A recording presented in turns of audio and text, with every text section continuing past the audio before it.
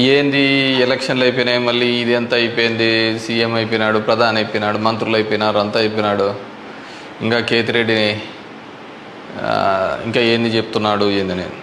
సరే, the beauty of democracy, ప్రజాస్వామ్యం వర్ధిల్లాలని పెద్ద పెద్ద స్టేట్మెంట్లు ఇస్తూ ఉంటాం, అతిపెద్ద డెమోక్రటిక్ నేషన్ అని చెప్పి చెప్తూ ఉంటాం. కానీ ప్రతి చోట కూడా ఏం జరుగుతుంది, ఏం జరిగిందని నేను 2014లో చూసా. దొంగ ఓట్ల ఎక్కించుకునే కార్యక్రమం, దాని మీద విపరీతంగా ఫైట్ చేయడం జరిగింది. తర్వాత దాన్ని ఆధార్ కార్డుతో లింక్ చేయాలని తీసుకున్నారు, కానీ మ్యాండేటరీ కాదు అనేది కూడా ఒక లింక్ పెట్టి తీసుకున్నారు. ఎందుకంటే మనకు అలా దరిద్రం ఉంది. గ్యాస్ సిలిండర్లు కావాలన్నా ఆధార్ కార్డుకి లింకు కావాలా, లేకుంటే ప్రతిదానికి ఆధార్ కార్డుతో ఉండాలి అని చెప్తారు. కానీ ప్రజాస్వామ్యాన్ని నిలబెట్టేది మాత్రం ఆధార్ కార్డుతో మ్యాండేటరీ కాదు అని చెప్పి ఇచ్చినారు. మరి మిగతా దానికందరికీ మ్యాండేటరీ ఎందుకైందో, దీనికి ఎందుకు ఖచ్చితంగా ఇవ్వాలి అనేది మాత్రం మరి ఆదేశించలేకపోయింది. సరే, వాటి మీద, దొంగ ఓట్ల మీద అదేవిధంగానే ఇప్పటికీ కూడా ప్రతి నియోజకవర్గంలో 10 నుంచి 20,000 30,000 వరకు దొంగ ఓట్లతోనే ప్రజాస్వామ్యం గెలుపోవటంను డిసైడ్ చేసే పరిస్థితులు ఉన్నాయి. కానీ నన్ను ఎట్లాగో ఎలక్షన్స్ అయిపోయినాయి, ఓడిపోవడం జరిగింది. కానీ దీనికి సంబంధించి ఏ విధంగా ప్రతి ఒక్కటి చోట కూడా ఈవీఎంస్ అనేది ఇప్పుడు పెద్ద క్వశ్చన్ మార్క్. ఏం జరుగుతుంది, ఏ విధంగా అని చెప్పేసి డే 1 ఈ ఎలక్షన్ ప్రాసెస్ అంతా కూడా మనం చూస్తే తప్ప, ఎలక్షన్ ప్రాసెస్ చూస్తే కరెక్ట్ ఎలక్షన్స్కి ఒక వారం 10 రోజుల ముందు, నోటిఫికేషన్కి వారం 10 రోజుల ముందు అక్కడున్న ఎలక్షన్ కమిషన్ మెంబరు గోయల్ అనే అతను రిజైన్ చేస్తాడు. ఎందుకు రిజైన్ చేస్తాడో, ఏ దానికి చేస్తాడో తెలీదు. తర్వాత అంతకుముందు వరకు ఉన్న ఒక చట్టం, ఒక ఎలక్షన్ కమిషన్లో ఒక మెంబర్ని అపాయింట్ చేయాలన్న దానికి ప్రధానమంత్రి, ప్రతిపక్ష నాయకుడు, చీఫ్ జస్టిస్ ఆఫ్ ఇండియా ఈ ముగ్గురు సమక్షంలో ఎన్నుకోవాల్సిన దాన్ని మళ్ళీ ఒక కొత్త చట్టం తీసుకొని వచ్చి ప్రతిపక్ష నాయకుడు, ప్రధానమంత్రి, క్యాబినెట్ సహచరుడు అని పెట్టి తీసుకొని వచ్చి ఒక కొత్త వ్యక్తిని తీసుకొని రావడం జరిగింది. అది మనం అందరం కూడా చూడడం జరిగింది. కానీ ఏం చేస్తారంటే బ్యూటీ ఆఫ్ డెమోక్రసీ, ఏ విధంగా కావాలంటే వాళ్ళ ఆ విధంగా చేయడం జరిగింది. ఈరోజు నేను కొన్ని ఉదాహరణలతో, నేను ఆంధ్రప్రదేశ్ దీని గురించి మాట్లాడితే మీరు ఇట్లా ఓడిపోయినారు కాబట్టి ఏమైనా చెప్తా అంటారు, ఏమైనా మాట్లాడుతూ అంటారు, ఏం అప్పుడు లేదా ఇప్పుడు లేదా అని కూడా మాట్లాడుతూ ఉంటారు. నేను ఇంతకుముందు కూడా చెప్పా, ఏ విధంగా కేవలం ఒకటి మాత్రమే ప్రశాంత్ కిషోర్ ఏ విధంగా చెప్తాడు, కేకే సర్వే అనే వాళ్ళు ఏ విధంగా చెప్తారు, లేకుంటే అశ్విని దత్ అనే అతను ఏ విధంగా చెప్తాడు 160 అని చెప్పేసి. ఎందుకంటే ప్రజల నాడి ఎవరికి దొరకలేదు, అందలేదు అనేది వాస్తవం.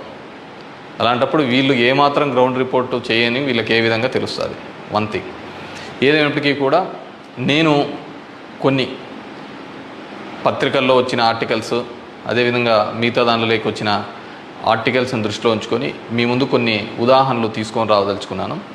ఇక్కడ చూసినామంటే తమిళనాడు రాష్ట్రంలో తిరువల్లూరు నియోజకవర్గంలో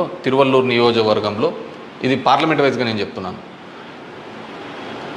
టోటల్ 14,30,738 ఓట్లు పోల్ అయింటే, కానీ ఈవీఎం మాత్రం కౌంట్ చేసినప్పుడు 14,13,941 ఓట్లు 47 ఓట్లు చూపించాడు. అంటే 16,791 ఓట్లు కౌంటింగ్ చేసిన దానికంటే పోలైన ఓట్లు తక్కువగా ఉన్నాయి తిరువల్లూరు అనే విధంగా. అదేవిధంగా అస్సాంలో చూస్తే 10,760 ఓట్లు తగ్గినాయి. అంటే వీళ్ళు కౌంట్ చేసిన దానికి, వీళ్ళు ఈవీఎంలో ఇచ్చిన దానికి పోలింగ్ అయిన దానిలోకి చూస్తే, పోలింగ్ అయినది చూస్తే 12,40,306 అయితే ఈవీఎంలో కౌంట్ చేసిన దానిలకు 12,29,546 ఓట్లు ఉన్నాయి. 10,760. ఒడిస్సా ధనకల్ అనే చోట 11,93,460 ఓట్లు ఈవీఎంలలో పోలయింటే ఈవీఎంలు కౌంట్ చేసినప్పుడు మాత్రం 11,84,33,000 9,427. అదేవిధంగా గుంటూరు మన ఆంధ్రప్రదేశ్లో చూస్తే 14,11,989 పోలయింటే కౌంటింగ్ చేసినప్పుడు 14,04,061 ఓట్లు 7,928 ఓట్లు పోలైన దానికంటే ఈవీఎంలలో తక్కువగా కనపడడం జరిగింది. అదేవిధంగా ఎక్సెస్ వచ్చినాయి, అంటే పోలైన దానికంటే ఈవీఎంలలో ఎక్సెస్ రావడం జరిగింది. ఆ సంఖ్య చూస్తే అస్సాంలో కరీంగంజ్ అనే చోట చూస్తే 11,36,538 ఈవీఎంలలో పోలయింటే ఎంచే టైంకి 11,40,349 అంటే 3,011 ఓట్లు పెరిగినట్టు కనపడినాయి. అదేవిధంగా ఒంగోలులో చూస్తే ఈ 13,99,707కి కౌంట్ చేసినప్పుడు 14,11,174 ఓట్లు. అదేవిధంగా ఒడిస్సా దాంట్లో బలాస్పూర్, మధ్యప్రదేశ్లో మండ్లా, అదేవిధంగా బీహార్లో బుక్సర్, ఇవన్నీ చోట పోలైన ఓట్ల కంటే ఈవీఎంలలో పెరిగిన ఓట్లు ఇవి. అదేవిధంగా ఇక్కడ పోలైన ఓట్ల కంటే ఇక్కడ తగ్గిన ఓట్లు. ఇది ఓవరాల్గా కూడా చెక్ చేసుకుంటే వచ్చిన విషయం. రెండో దానికి చూస్తే టోటల్ ఈ విధంగా చూస్తే దేశవ్యాప్తంగా 140 నియోజకవర్గాల్లో ఈ విధమైన ఓటు డిఫరెన్సెస్ జరిగినట్టు మొత్తం దీనిలో ఫామ్ 17C దీనిలో చెక్ చేసిన చోట మనము చూడడం జరిగింది. పైకెత్మ అదేవిధంగా ఈ విధంగా 16,000 ఓట్ల నుంచి ఈ విధంగా చేయడం జరిగింది. మే 25 ఈసీ రిలీజ్ చేసిన దాని ప్రకారము ఒక్క నిమిషం, ఇవన్నీ కూడా చిన్నవి మాక్ ఓటింగ్లలో జరిగినవి ఇవన్నీ అని చెప్పేసి వాళ్ళు చెప్పడం జరిగింది. ఇంకా ఏమంటే ఫామ్ 20 ఇంకా ఇంతవరకు ఆన్లైన్లో కూడా అప్లోడ్ కాలే. మామూలుగా ఇవన్నీ ఆన్లైన్లో అప్లోడ్ కావాల్సిన విషయం. ఎందుకు అవన్నీ చెప్పచ్చు, లక్షల మెజార్టీలలో వస్తున్నప్పుడు ఈ 1000, 2000, 3000 ఎందుకు ఈ విధంగా అని చెప్పేసి నేను దానిలో కూడా కొన్ని ఉదాహరణలు చెప్తాను. దీనిలో సంబంధించి చూస్తే మొదటిది ముంబై నార్త్ వెస్ట్ మహారాష్ట్ర దానికి సంబంధించి మొత్తం ఈవీఎంలలో పోలైన ఓట్లు 9,51,580 ఓట్లు మొత్తం పోలైనాయి. కానీ ఈవీఎంలు లెక్కేసినప్పుడు దాంట్లో 9,51,582 ఓట్లు ఈవీఎంలో మాత్రం కౌంటెడ్గా కనిపినాయి. అంటే ఆడ లెక్క చేసిన దానికి దీనిలకు సంబంధించి తేడా కనపడడం జరిగింది. కానీ అక్కడ ఏం జరిగిందంటే శివసేన యూబీటీ అభ్యర్థి డిఫీటింగ్ అమోల్ గజనాన్ అనే అతన్ని 48 ఓట్లతో మాత్రమే అక్కడ ఓడించడం జరిగింది. అదేవిధంగా సెకండ్ కేసులో చూసినాము అంటే జైపూర్ రూరల్లో రాజస్థాన్లో 12,38,818 ఓట్లు ఈవీఎంల ద్వారా పోలయింటే కానీ ఈవీఎంలలో లెక్కించినప్పుడు మాత్రం అది 12,37,966 ఓట్లుగా మాత్రమే చేయడం జరిగింది. 852 ఓట్లు అక్కడ కౌంట్ కాలే. 852 ఓట్లు అక్కడ కౌంట్ కాలేదు. బీజేపీకి సంబంధించిన రావు రాజేందర్ సింగ్ అనే అతను ఈ సీట్ని గెలవడం జరిగింది. అతను గెలిచిన దానికి మార్జిన్ 1,615 ఓట్లు, 1,615 ఓట్లతో ఆయన గెలవడం జరిగింది. 1,600. కానీ అక్కడ వచ్చిన తేడా 852. ఇది ఇట్లా మారిపోయినా ఇది ఇట్లా గెలిచిందో అంటే ఆ లోయెస్ట్ మార్జిన్. ఎందుకని థర్డ్ కేసు కంకర్ ఇన్ ఛత్తీస్గఢ్ అక్కడ పోలైన ఓట్లు 12,61,103 ఈవీఎంల ద్వారా ఓట్లు పోలైంటే ఈవీఎంల ద్వారా మనకు ఫామ్ 17లో ఇచ్చినప్పుడు ఈవీఎంల ద్వారా ఉండేది. కానీ లెక్కేసినప్పుడు 12,60,153 ఓట్లు అక్కడ కౌంటెడ్ అని 950 ఓట్లు ఆడ కౌంట్ చేయలే, మిస్ అయినాయి. ఎట్లా మిస్ అయినాయో తెలియటంలే, ఎక్కడ కనపడటంలే. దాని ద్వారా బీజేపీకి సంబంధించిన భోరరాజ్ నాగ్ అనే ఇతను గెలవడం జరిగింది. 1884 ఓట్లతో గెలవడం జరిగింది ఇతను. Fourth case Farrukhabad in Uttar Pradesh.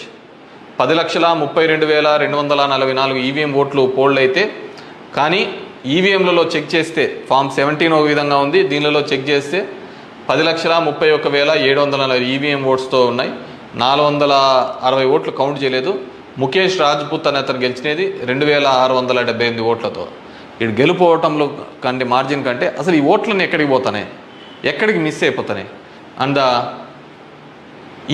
ఈ కేసులలో చూస్తే ఇవి అసలు వివిప్యాట్లను కౌంట్ చేయాలని, అదేవిధంగా 100% ఇవన్నీ మాల్ ఫంక్షన్గా జరుగుతున్నాయని చెప్పినా కానీ మార్జినల్ ఎర్రర్ అని, అదేవిధంగా సర్ప్లస్ ఓట్లు ఎందుకు వచ్చినాయనే విషయాన్ని ఇంతవరకు కూడా ఎలక్షన్ కమిషన్ చెప్పలేకపోయింది. అదేవిధంగా పార్లమెంట్ వైజ్గా ఎక్కడ తగ్గినాయి, ఏ విధంగా అని చెప్పేసి ఇంతవరకు ఒక స్టేట్మెంట్, ఒక రీజనబుల్ స్టేట్మెంట్ కూడా ఇవ్వలేకపోయింది. ఈవీఎంలలో ప్రతి దానిలోనూ కూడా ప్రతి పార్లమెంటుకు సంబంధించి ఈ విధంగా తక్కువ ఎక్కువ వచ్చినట్టు కూడా వాళ్ళు చూపించలేని పరిస్థితి. ఎందుకంటే ఇది గెలుపోవటంలో సంబంధించిన సమస్య కాదు. ఎలక్షన్ కమిషన్ ఇంకా ఫామ్ 20 అనేది అప్లోడ్ కాకపోవడం, ఎలక్షన్ కమిషన్ కేవలం ఒక 10 రోజుల ముందు ఎందుకు అతను రిజైన్ చేసినాడు, ఏ కారణాల వల్ల రిజైన్ చేసినాడు, ఎన్నుకునే పద్ధతిలో పాత పద్ధతి తీసేసి కొత్త పద్ధతి ద్వారా ఎందుకు ఎన్నుకోవాల్సి వచ్చింది, ఎందుకు మిగతా వాళ్ళందరూ కూడా చాలా అర్లీగా ఇది 400 అని ప్రిడిక్ట్ చేస్తూ ఒక భావన చెప్పడం. మనం టీవీలలో కూడా చూసినామంటే ఆంధ్రప్రదేశ్లో 9:30-10 కల్లా కూడా అసలు కౌంటింగ్లో అనేది ఒక రీజనబుల్ రానిదే 100, 150, 120 అని ప్రొజెక్ట్ చేసినారు. అసలుకు వైసీపీ సీట్లు 25 కంటే దాటి చూపిలా. అసలుకు మొదట అర్ధ గంటలోనే మొత్తం నియోజకవర్గం అంతా ఏ విధంగా చూపిస్తారు, మొత్తం రాష్ట్రం అంతా ఏ విధంగా రిప్రజెంట్ చేస్తారు. సో ఆ విధంగా రిప్రజెంట్ చేయడానికి ఏంటంటే బేసిక్గా అక్కడున్న ఏజెంట్లు కావచ్చు, అధికారులు కావచ్చు, వన్ సైడెడ్గా పోవడం కోసం ఆ విధంగా చేసినారు. ఆ విధంగానే ఉండడంతో ఆల్మోస్ట్ వాళ్ళందరూ కూడా 10:30 నుంచి బయటికి రావడం మొదలుపెట్టినారు. ఏం జరిగింది అనేది అసలు ఎవరికే కానీ అర్థం కాలేదు. టీవీలలో చూసినాము అంటే అసలు 8:30 అంటే 9:30 కల్లా 100-150 సీట్ల లేక వచ్చేసినాయని ఎలివేషన్స్ అన్నీ ఇవ్వడం జరిగింది. సో ఏ విధంగా మీడియా ఎలక్షన్ కమిషన్ వెబ్సైట్లలో పెట్టలేదు, అక్కడ ఆ విధంగా ప్రాజెక్టు కాలేదు. కానీ వీళ్ళే మొదటే చేయడం వల్ల ఏంటంటే దానివల్ల ఏజెంట్లు అక్కడి నుంచి వెళ్ళిపోతారని చెప్పేసి, అదేవిధంగా ఉద్యోగస్తులందరూ కూడా వన్ సైడెడ్గా జరిగిపోతే ఏజెంట్లు అందరూ పోయినారంటే వీళ్ళు రాసుకునేదే రాత అయిపోతుంది కదా. సో ఆ విధంగా అబ్జల్యూట్ మెజార్టీస్ ఇదైతే అంటది. అదేవిధంగా సో ఇదంతా కూడా మనం నిజమైన ప్రజాస్వామ్యంలో దొంగ ఓట్ల మీద ఉన్నామా, లేకుంటే ఈవీఎంలో మిషనరీస్ మీద పనిచేస్తున్నామా, నాకు ఓడిపోయినానని నేను బాధతో కాదుగా చెప్తున్నానని కానీ అందుకే నేను ఆంధ్రప్రదేశ్ స్టేట్ గురించి ఎక్కడ చెప్పలే. దేశంలో జరిగినది వివిధ దీనిలలో చెప్పినది. ప్రశాంత్ భూషణ్ కూడా ఆయన సీనియర్ లాయర్గా కూడా ఆయన కూడా పోరాడుతున్న సందర్భం చూసాం. సో ఇది మనం మాట్లాడకపోతే, ఎందుకంటే మేము ఎక్కడైనా ఊర్లలో పోయినా కానీ, ఊరు నుంచి వచ్చినా కానీ, టౌన్లో కానీ మిగతా వాళ్ళన్నా మేము వేసామని చెప్తున్నారు. మరి వేసింటే ఓట్లు ఎక్కడికి పోయినాయి, ఎవరికి పోయినాయి? ఎక్కడి నుంచో వచ్చి 3,000తో గెలుస్తామని చెప్పేసి ధర్మవరంలో 2 నెలల నుంచి చెప్తున్నారు. ఏ విధంగా ఆ ఫిగర్ అచీవ్ అయ్యి 3 నెలల నుంచి చెప్తుంటారు? So it's a big question mark. So there is completely ఏదో ఒక సెక్షన్లో అయితే మ్యానిపులేషన్ జరిగింది. ఇప్పుడు ఏం చేసేది ఎందుకు కాదు, కానీ జస్ట్ ప్రజలందరూ కూడా మనం అందరం వివేకంగా ఆలోచించుకొని డెమోక్రసీ ప్రజాస్వామ్యాన్ని ఇదే పెట్టుకుంటూ పోతా అంటే మోడీ 3 అవుతుంది, మోడీ 4 అవుతుంది, మోడీ 5 అవుతా ఉంటుంది. ఇంక జనం యొక్క ఓటుకు దాని విలువకు ఎటువంటి విలువ ఉండలేని పరిస్థితి మనం చూడగలుగుతాం. So these are all planned and స్క్రిప్టెడ్గా అంతా కూడా జరిగిందని పూర్తిగా నేను నమ్ముతున్నాను. పబ్లిక్ జనం కూడా అదే విధమైన ఆలోచనలతో ఉన్నాయని నమ్ముతున్నాను. వాట్ ఎవర్ మేబీ నాకు కూడా ఈ 5 ఏళ్ళు కూడా జనాలు మీరు ఇంకా తిరిగినే చాలు, చేసినే చాలు, ఇది చాలు అని చెప్పేసి ఒక బ్రేక్ ఇచ్చినట్టుగా ఉంది. కానీ బ్రేక్ ఇచ్చినా తప్ప నాకు రాజకీయాలు తప్ప వేరేది ఏమీ తెలియదు కాబట్టి డెఫినెట్గా నా గొంతును వినిపిస్తూనే ఉంటాను. అన్ని విధాలుగా కూడా ఎక్కడెక్కడ ఏ తప్పులు జరుగుతున్నా కానీ, అది నియోజకవర్గ వ్యాప్తంగా కావచ్చు, రాష్ట్ర వ్యాప్తంగా కావచ్చు, దేశవ్యాప్తంగా కావచ్చు, ఖచ్చితంగా ఇంకా ఇట్లా కాకుండా నేనేం వేరే వాళ్ళను బూతులు తిట్టేది ఇంకోటి ఆ అవసరం లేదు. జనాలకు ఎంతో కొంతమంది కన్నా సరే నాకు తెలిసిన విషయాన్ని షేర్ చేసుకోవాలనేది ఒక ఆలోచన విధానంగా అనుకున్నాను. డెఫినెట్గా ఐ విల్ కంటిన్యూ దట్. ఎందుకంటే చూస్తున్నాం అక్కడక్కడ జరిగినవి ఇవన్నీ కూడా. ఐ వాంట్ టు గివ్ ఎన్నుకున్న ప్రభుత్వానికి కూడా వాళ్ళకు కూడా మనం కూడా ఒక 6 months మనం కూడా టైం ఇవ్వాలి. వాళ్ళు ఏం చేస్తారు, వాళ్ళు ఇచ్చిన మాటను ఏం చేస్తారు, ఏ విధంగా కట్టుబడి ఉంటారు అనేది చూడాలి. ఎన్నెన్నో వాగ్దానాలు ధర్మవరానికి ఇచ్చినారు, రాష్ట్రానికి ఇచ్చినారు, చాలా వాగ్దానాలు ఇచ్చినారు. కాదు అవి ఎంతవరకు నెరవేరుస్తారు, లేదు కేవలం కక్ష సాధింపు చర్యలతోనే మిగిలిపోతారా, ఇవన్నిటినీ కూడా కాలమే సమాధానం చెప్తుంది. సో అప్పుడు end of the day who is the best అనే పద్ధతికి మనం అందరం కూడా మాట్లాడుకుంటామని చెప్పేసి తెలియజేసుకుంటూ, ఈ ఈవీఎంస్లో జరిగిన ప్రతి ఒక్కటి కూడా మీ దృష్టికి తీసుకొని రావాలనే ఒక ఆలోచన. నాకు తెలిసిన డిఫరెంట్ పేపర్లలో ఆర్టికల్స్ డిఫరెంట్ వాళ్ళు ఇచ్చిన ఇన్పుట్స్ ప్రకారం నేను చెప్తున్నాను. సో ప్రతి ఒక్కరికి ఓటు హక్కు కల్పిస్తానన్న ఈసీ మరి ఇన్ని టోటల్ ఓట్లు వేసిన దానిలో చూస్తే దేశవ్యాప్తంగా 362 నియోజకవర్గాల్లో 5,54,598 ఓట్లు మిస్ అయినాయి, కనపడటం లేదు. అది అంటే అది హెచ్చుతగ్గుల్లో కావచ్చు, దీనిలో కావచ్చు, కరెక్ట్గా రాకుండా అన్ని ఓట్లు మిస్ అయినాయి. మరి ఈ ఓట్లని ఎక్కడికి పోయినాయి? సో ఇదే పద్ధతిలోనే మొత్తం నడవాల్సిన పరిస్థితే అనేది కూడా మనమందరం కూడా ప్రజాస్వామ్యంలో ఉన్న ప్రతి ఒక్కరు కూడా మనమందరం కూడా ఆలోచించుకొని భవిష్యత్తులో దీని మీద మాట్లాడకపోతే నిశ్శబ్దంగా ఉన్నాము, వచ్చింది మన గవర్నమెంట్ ఎగరలాడదామని, ఇంకోటి వచ్చింది ఇది అని చెప్పేసి వాళ్ళు చేసినారు. సరే సదరన్ పార్ట్ ఆఫ్ ఇండియాలో కొత్తగా తీసుకొని వచ్చినారు, కులం మతం అనే దాని మీద రాజకీయం తీసుకొని వచ్చినారు. కానీ ఇవన్నిటినీ కూడా ఆలోచించాలి. డెమోక్రసీని మళ్ళీ మనమందరం కూడా నిలబెట్టాలి అంటే కూడా ఇవన్నిటినీ కూడా ప్రజలు ఆలోచించుకొని వారి గలం ఇప్పి వారందరూ కూడా వీటి మీద మాట్లాడాల్సిందిగా కోరుతున్నాను. Thank you.